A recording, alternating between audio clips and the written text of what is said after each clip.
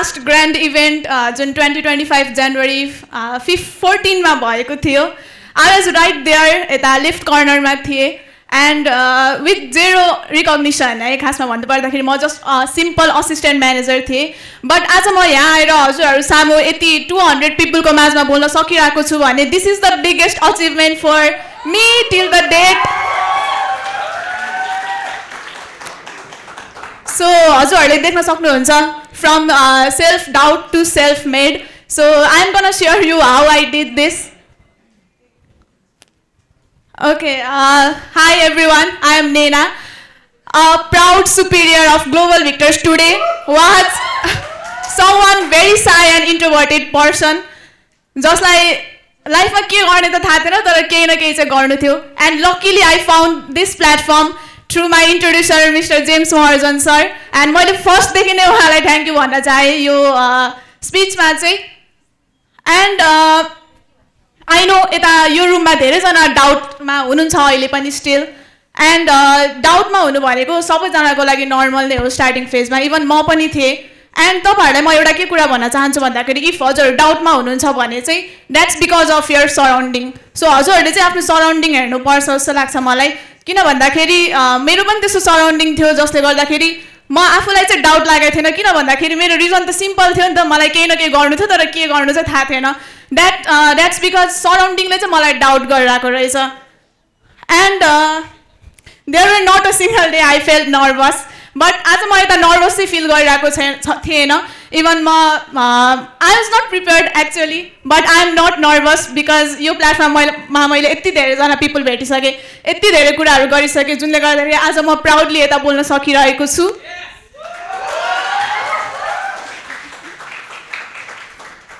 okay so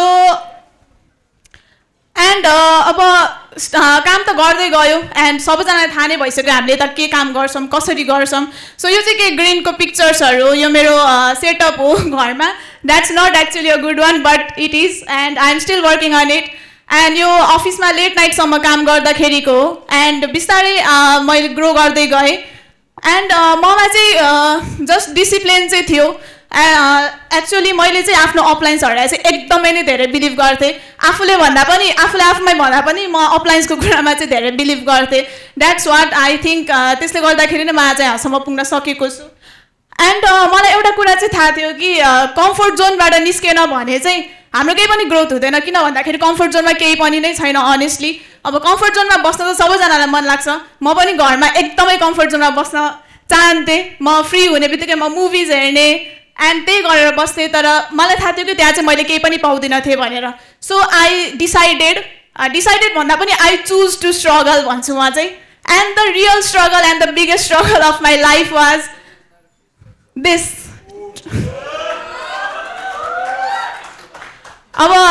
पिक्चरमा हेर्दाखेरि त अलिकति नर्मल नै लाग्छ नर्मल म्याप हो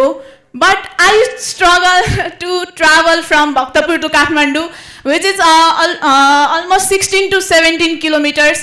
and यो चाहिँ मैले एभ्री सिङ्गल डे ट्राभल गर्थेँ एन्ड मलाई सोध्नु हुन्थ्यो कि मेरो चिन्ने मान्छेहरूले तिम्रो अफिस कता हो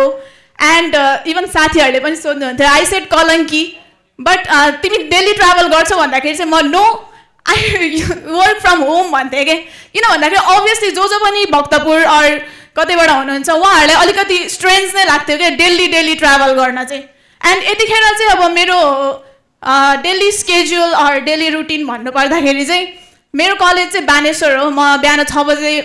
घरबाट निस्केर म बानेश्वर जान्थेँ त्यहाँबाट बानेश्वर टु कलङ्की एन्ड कलङ्कीबाट आफ्टर 8-7 त्यसपछि चाहिँ म घर जान्थेँ एन्ड कलङ्की टु भक्तपुर जाँदाखेरि चाहिँ बस पनि पाउँदैन थिएँ एक्चुअलमा I use to change the bus at Koteshwar so त्यसरी नै मैले 6 मन्थ्स जति मैले एकदमै धेरै हार्डवर्क गरेँ daily even not taking a single absence like office नआएको सिङ्गल डे पनि थिएन होला 6 मन्थसम्म चाहिँ and finally after 6 months of hard work and dedication यसरी पहिला this is my before picture and after अब हजुरहरूले ग्रोथ त देखि नै सक्नुभयो होला एन्ड मलाई यो प्लेटफर्ममा चाहिँ म प्राउडली के भन्न सक्छु भन्दाखेरि मैले इन्कम त्यस्तो धेरै ह्युज अमाउन्टमा त कमाइनँ होला बट आज म जहाँ छु त्यो चाहिँ जस्ट यो प्लेटफर्मले गरेर नै भएको हो एन्ड इन्कम भन्दा पनि मेरो लागि चाहिँ सेल्फ ट्रान्सफर्मेसन नै ठुलो कुरा हो यो प्लेटफर्मबाट चाहिँ so I want to thank this entire global victors for creating this amazing platform जुनले गर्दाखेरि चाहिँ आज जो पनि बिगिनर्स हुनुहुन्छ उहाँहरू आज यहाँसम्म पुग्न सक्नुहुन्छ भनेर चाहिँ म आफै पनि एउटा सिङ्गल प्रुफ चाहिँ हो okay and dreams do come true एक्चुअलमा एन्ड मलाई बिलिभ थिएन इफ म सुपिरियर बन्न सक्छु कि सक्दिनँ भनेर एन्ड म आज सुपिरियर बनेको छु भने नम्बर 1मा चाहिँ मैले आफ्नो सराउन्डिङ चेन्ज गरेँ बिस्तारै म डेली अफिस आउँदै थाल्दाखेरि मेरो सराउन्डिङ भनेको मेरो अपलाइन्स मेरो टिम मेरो मेन्टर्स एन्ड इन्टायर जिभिओज मात्र थियो त्यो बाहेक मेरो सराउन्डिङमा कोही पनि हुन्थेन नट इभन माई फ्यामिली मैले फ्यामिलीसँग पनि कति धेरै कुराहरू मैले सेयर गरिनँ एन्ड नट उहाँहरूले मलाई डिस्ट्र्याक्ट गर्नुहुन्छ भने म उहाँलाई पनि अलिकति टाढा चाहिँ राख्थेँ किन भन्दाखेरि एउटा सराउन्डिङले नै हो जुनले गर्दाखेरि चाहिँ आज म यहाँसम्म पुग्न सकेको छु and I finally rich the position I ड्रिम्ड of since day 1 म त्यहाँ बसेर पनि म सुपिरियर भनेकै ड्रिम बोकेर चाहिँ म यहाँबाट गएको थिएँ एन्ड धेरैजना यता एक्साइटमेन्टमा त आउनु भएको छ आई नो बट यताबाट लिभ हुँदाखेरि चाहिँ हजुरहरूले पनि सबैजनाले एउटा कमिटमेन्ट चाहिँ लिनु होला जुन मैले चाहिँ लिएको थिएँ त्यतिखेर द्याट वाज एन्ड यो चाहिँ मेरो फर्स्ट टाइम नै हो एक्चुअली स्टेज चढेको चाहिँ एन्ड म असिस्टेन्ट म्यानेजर थिएँ लास्ट इभेन्टमा तर आज म यो स्टेजमा चाहिँ आज सुपिरियर भनेर बोल्न सकिरहेको छु जस्ट बिकज मैले लास्ट इभेन्टमा चाहिँ एउटा कमिटमेन्ट लिएर गएको थिएँ म नेक्स्ट टाइम चाहिँ म जसरी भए स्टेज चढ्छु भनेर चाहिँ ओके एन्ड आई नो अब अझै धेरै च्यालेन्जहरू त आउने नै छ बट अब चाहिँ म जुन पनि च्यालेन्जहरू चाहिँ म ओभरकम गर्न सक्छु जस्तो मलाई फिल हुन्छ एन्ड मेरो नेक्स्ट गोल पनि एकदमै क्लियर छ द्याट इज हजुरहरूले त हेर्न सक्नुहुन्छ फर्स्टमा चाहिँ मेरो team I want to build a huge team आज यता जतिजना पनि हुनुहुन्छ सबैजना म आफ्नै टिम चाहिँ बनाउन चाहन्छु and secondly dream car and lastly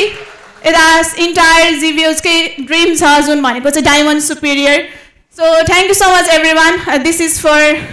today and lastly चाहिँ म के भन्न चाहन्छु भन्दाखेरि चाहिँ if I can do it you can do it to तपाईँहरूको नो म्याटर हजुरहरूको एक्सपिरियन्स कति छ तर हजुरहरूले आजदेखि स्टार्ट गर्नुभयो भने चाहिँ you can definitely achieve it thank you so much everyone for your time and attention sorry